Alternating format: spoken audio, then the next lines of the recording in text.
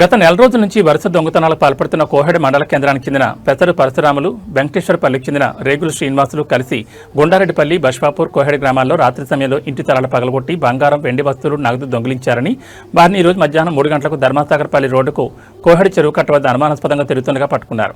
వారి వద్ద నుంచి 2 సెల్ ఫోన్లు స్వాధీనం చేసుకున్నారు. కేసు ఛేదనలో ప్రతిభ కనబరిచిన కోహెడ ఎస్ఐ హెడ్ కానిస్టేబుల్ సంపత్ను, కానిస్టేబుల్ను రవినాయక్, జీవన్లను హుస్నాబాద్ సిఐ అభినందించారు.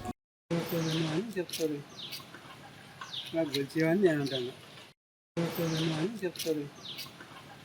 నాకు గెలిచేవని నేను అంటాను.